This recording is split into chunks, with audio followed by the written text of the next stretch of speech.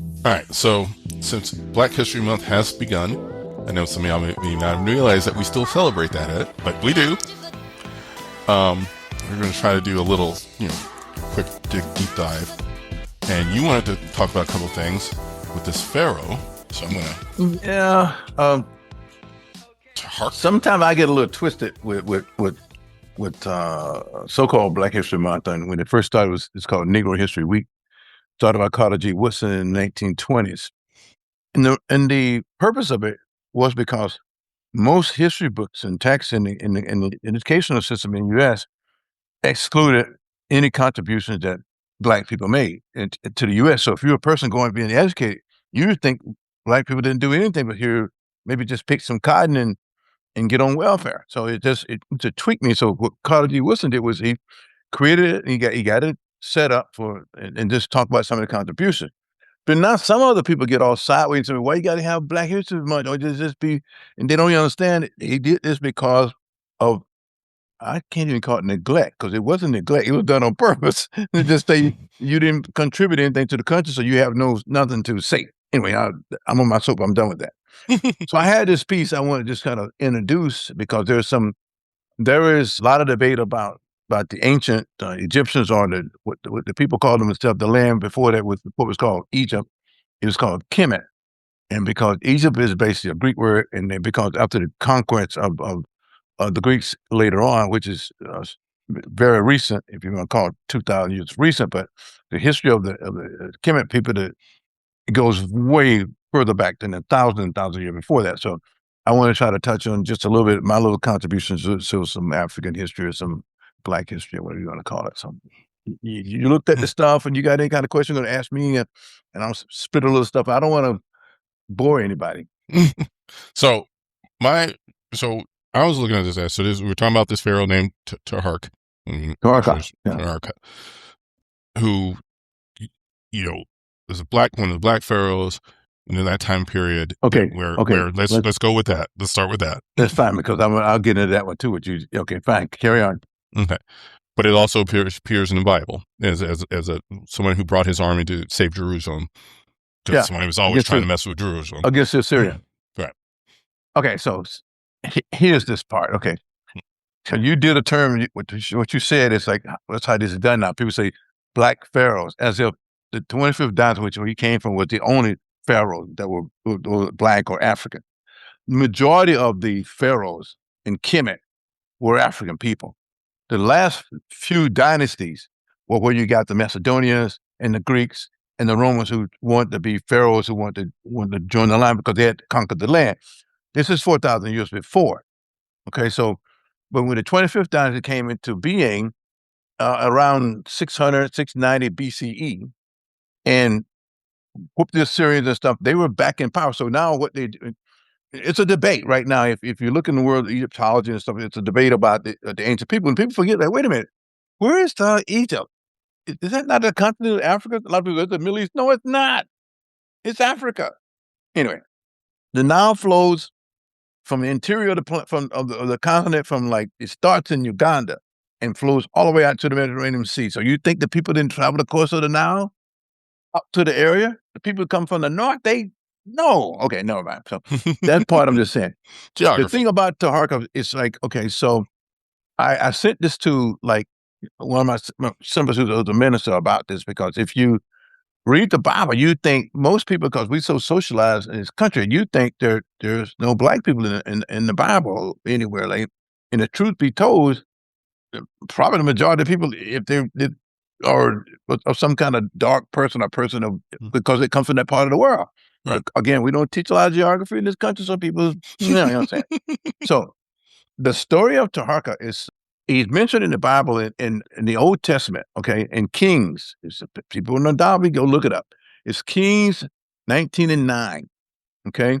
Also in Isaiah 37 and 9. And it basically talks about when the Assyrians was attacking King Hezekiah of Judah, and he was just about to get, his lunch handed to him, and Taharqa, who they were powerful in Egypt, came to the rescue, and it's in the Bible.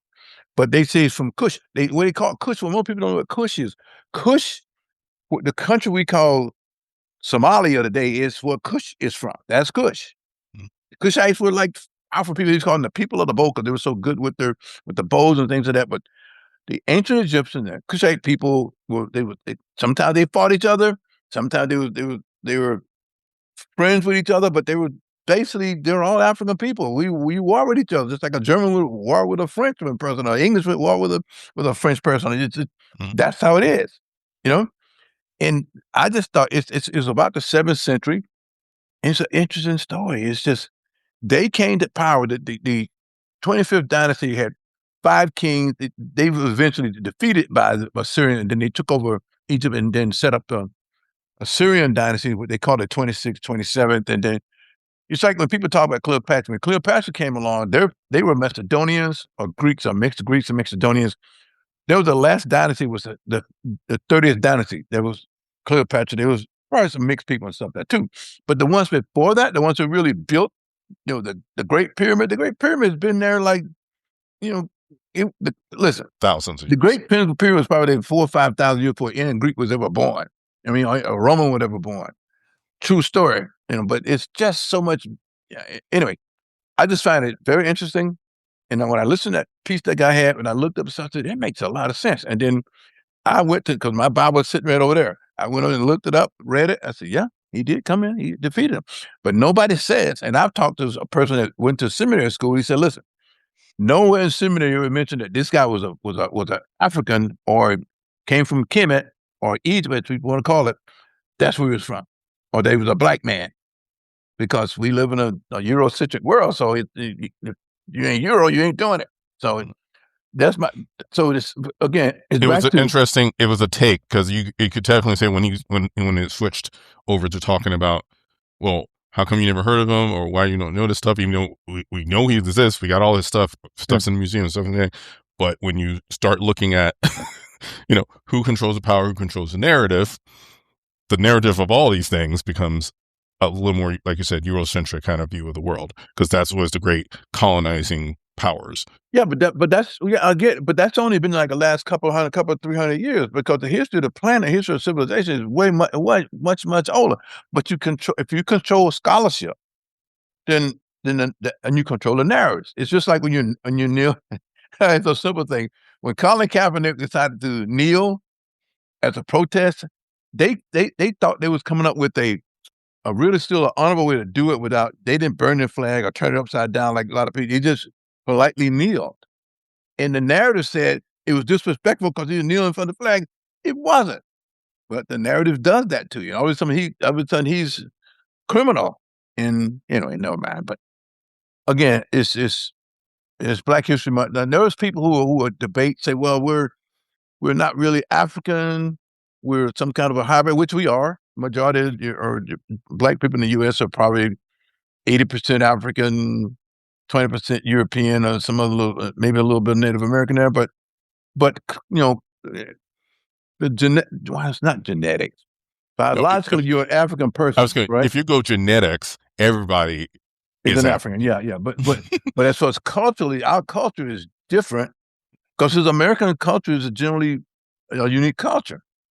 Now, I would go further to say that it's more linked to the amalgamation of different African or so-called African American people, because that's what you get. The language, the music, it's all, anyway, it's outstanding. But again, sometimes we just limit it to like, who's the first? This is the first. I say, what do you mean? The first? Well, anyway, man, I get that. But anyway, these guys did it. It's just something that somebody go look up. If you think I'm just making some stuff up, if you have a Bible, go again. You can look it up. It's there. I just thought it was interesting, and I find it. Excuse me. No, yeah, you don't think about it. You don't think about it, and it's always, and it's taking anybody's faith out of it. Just looking at the way a religion presents itself.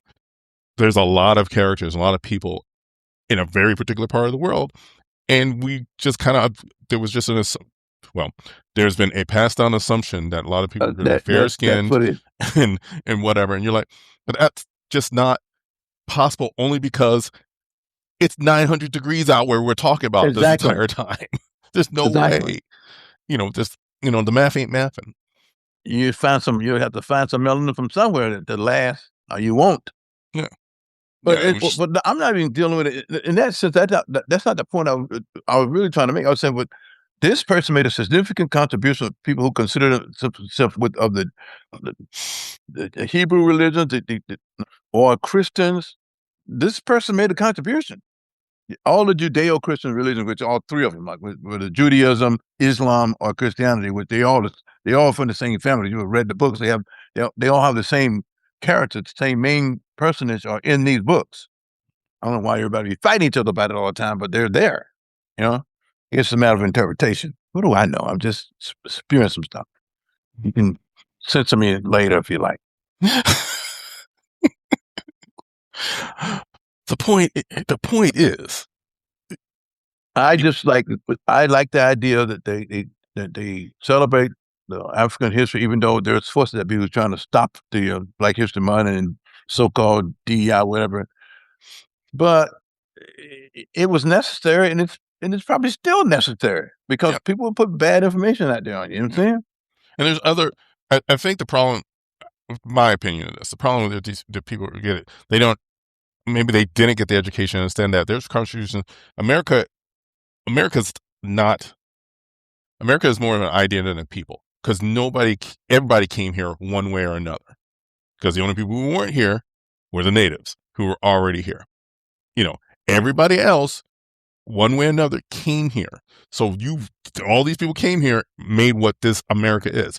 So you should know what all the parts that make up America. So the problem I had with a lot of time, when I was, in the education institution many moons ago, the narrative was that you really didn't contribute anything, and that's simply not true. That's simply not true, and I don't know how if that's and it still circulates, and it was, and that's why sometimes I say, well, we need to talk about more than this. People did some inventions. We've been here. How can you listen? How do you think a Black person right now, how creative everybody is, and you think you was here 200 years ago? You weren't creative then. You was more creative because you was more desperate to do some stuff to try to save your butt. We still here. It's like Morpheus said in the Matrix. We are Zion, and we are still here. Doing our thing. Doing the thing. Yeah, well, anyway, so I maybe got a little carried away with that.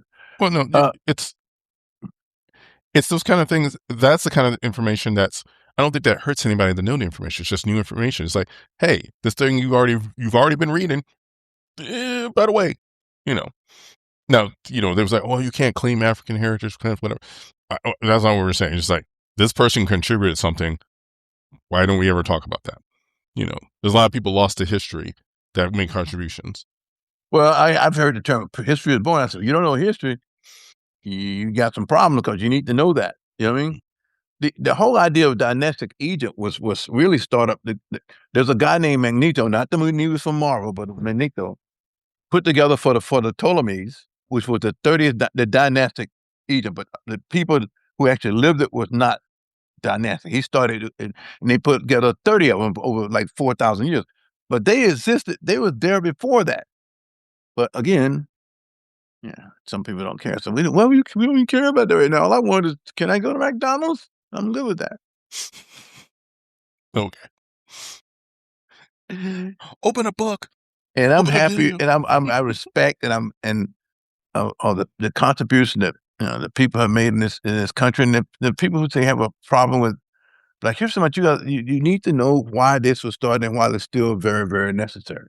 I remember as a young man in school, I went to the history book and tried to find. So I just wanted to see some Black people. I wanted somebody look at me. All I would find was a guy, a man. It was a picture of an escaped slave, a guy on a horse with his wife behind him and the little baby, and he was on a horse running. These on the horse, an escaped slave. That's all I found. I'm thinking to myself, I'm like 15, 16. I'm like, really? And never mind. It's a long time ago. I'm old, so maybe it's more out there now, which I doubt. But, but you do have the internet. And the internet makes everybody equal. You just know how to look. Mm-hmm. Oh, stuff just comes from everywhere. And once you start looking, the algorithms just give you more stuff. Now you have to appeal to a lot of, stuff that may be a little bit off base. But for the most part, there's a lot of information in all the AI platforms. And I'm not even that good at that stuff. I'm learning though. Oh Lord! All right, you let me know. Anyway, I got feelings. that's my contribution. That's my, Black History Month. This has been your Black History moment. I have another next week. Brought to you by. We don't have a sponsor yet, but we'll let you know. Anyway, well, I think that's gonna be all for now. Except I don't know why this is. No, we're not gonna do that. What is it? Was that last thing in the culture? We talk. Who's this thing? Okay, no mind. Okay, well, all right. This is the last thing, folks. This is the last. Oh yeah, we were just talking about earlier about how cold it was last weekend. So I was saying, like, I saw that movie the day after. Because listen, you have to admit. Yeah, wait a minute, day after tomorrow. Because the day after is the nuclear movie. No. Okay, the original movie, the day after tomorrow, is based on what's called the day after. It's a black and white movie from like the 60s or 50s. Mm-hmm. Look it up. It's the same movie, but they made a new one called The Day After Tomorrow. That's what they call it. The one. But so yeah. Oh, and so I'm thinking, when was the last time we had this much snow deep down into Florida? The Carolinas are still covered in snow. And another one coming. Where are we going with this? And we got nonsense going in other parts of the country. At the same time, we basically cut down FEMA. We got problems, boss.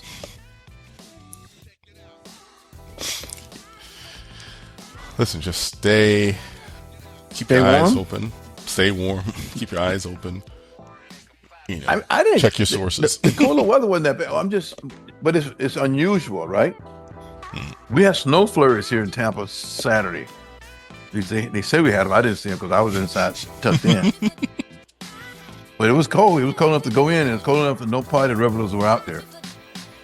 So the pirates were indoors. But we got to think about where we are with this. I mean, let's leave Greenland alone. Wow, they sneak that in. All right, on that note, thank you, as always, for listening to the Liquid Late Nights podcast. We shocked you here too, but we're on all your streaming platforms. Like and subscribe. Remember, see you can watch video on youtube.com/Liquid Late Nights. We got clips on TikTok. Always online at liquidlatenights.com. Merch store coming soon. And we out. Peace.